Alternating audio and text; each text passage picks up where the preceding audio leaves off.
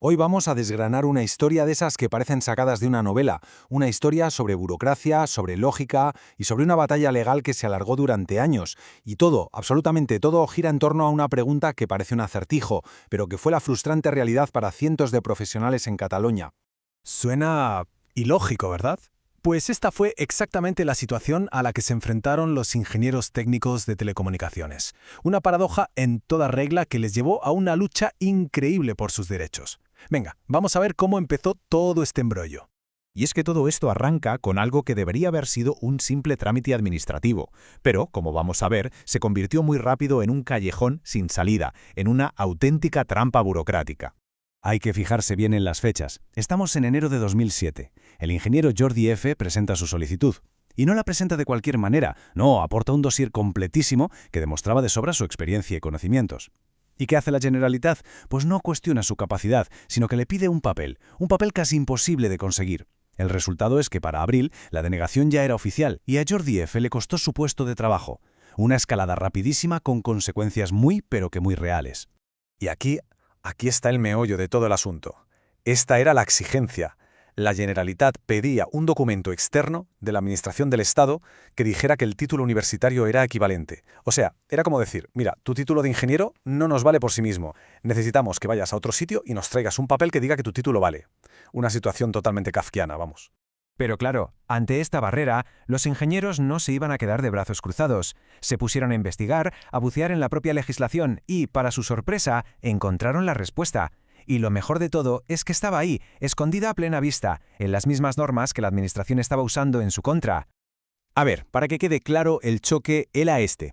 Por un lado, la Generalitat pidiendo un papel extra y por otro, los ingenieros señalando un párrafo del propio decreto catalán, un párrafo que hacía una remisión directa a un Real Decreto del Estado, el 777-1998. ¿Y qué pasaba con ese Real Decreto? Pues que contenía una lista de titulaciones. Y adivinad cuál estaba en esa lista. Exacto, la de ingeniero técnico de telecomunicaciones. La equivalencia ya estaba reconocida por su propia ley. No hacía falta ningún otro documento. Pero es que, además, tenían un as en la manga. Un argumento que era demoledor por lo simple y lógico que era. Un argumento que lo cambió todo y que dejó en evidencia lo absurdo de la situación. Es lo que llamaron la paradoja del maestro. Vamos a desglosarlo, porque es muy sencillo. Primero, la ley reconoce que estos ingenieros pueden ser profesores de los futuros instaladores. Perfecto. Segundo, sus alumnos, una vez que los forman y los aprueban, obtienen su carné de instalador sin ningún problema. Y tercero, y aquí viene lo bueno, a los profesores, a esas mismas personas que el sistema considera aptas para enseñar y evaluar, se les niega la misma cualificación. Es una contradicción de manual. ¿Cómo es posible que puedas enseñar algo para lo que supuestamente no estás cualificado? Claro, cuando los ingenieros se dieron cuenta de que la ley estaba de su parte, la noticia corrió como la pólvora. Y la reacción de la administración, al ver la que se le venía encima, fue, como mínimo, estratégica. Y bastante maquiavélica, la verdad. De repente, las oficinas de la Generalitat se vieron inundadas. Ya no era un caso aislado ni dos, eran más de 130 ingenieros, todos armados con el mismo argumento legal, presentando sus solicitudes en masa. La cosa se había convertido en una acción colectiva. La Generalitat se dio cuenta de que su posición legal era muy débil y que tenía todas las de perder en los juzgados de primera instancia. Así que, ¿qué hizo? Pues una jugada maestra de la burocracia. Orquestaron un caso paralelo, el conocido como Caso Mateo. Y en lugar de que lo gestionara un funcionario provincial, hicieron que la denegación la firmara el propio director general de Industria, Agustí Maure. El objetivo era clarísimo, saltarse a los jueces provinciales y forzar que cualquier recurso fuese directamente al Tribunal Superior de Justicia de Cataluña. Así ganaban tiempo y, de paso, complicaban todo el proceso. Y así es como empezó una auténtica odisea judicial. Una lucha que se alargó años, en la que la perseverancia de estos profesionales se puso a prueba contra toda la maquinaria de la administración. El camino, como se puede imaginar, fue largo. Tras aquella primera denegación en 2007, llegó una victoria muy importante en 2009 a nivel provincial, y luego en 2010 un espaldarazo clave.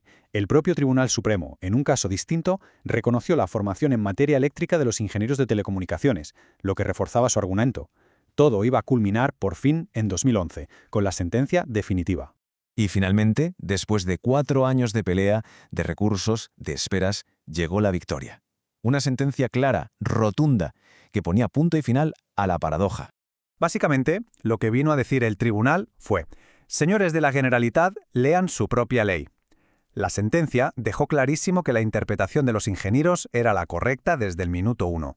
No hacía falta ningún documento externo porque la propia norma catalana, al remitir al Real Decreto Estatal, ya establecía esa equivalencia a todos los efectos y no solo para temas educativos. Hay una frase en la sentencia que es lapidaria. A la pregunta de si la Administración podía exigir ese documento extra, la respuesta del tribunal fue esta. Y la respuesta deberá ser necesariamente negativa. Más claro, imposible. Reconoció que era a todas luces innecesario pedir un papel que dijera algo que su propia ley ya había reconocido. Y lo más importante de todo esto no es solo que se diera la razón a Jordi Fe y a los más de 130 ingenieros que pelearon. Lo crucial es que se sentó un precedente y se puso fin a una anomalía, porque resulta que Cataluña era la única comunidad autónoma de toda España que les negaba este derecho a estos profesionales. Al final, esta historia es una victoria del sentido común frente a la rigidez burocrática. Pero nos deja una pregunta en el aire, ¿no? Nos hace pensar, ¿cuántas otras paradojas del maestro como esta pueden existir, ocultas en la letra pequeña de miles de normativas, afectando a otros profesionales, a otras personas? Es una pregunta que desde luego merece la pena hacerse.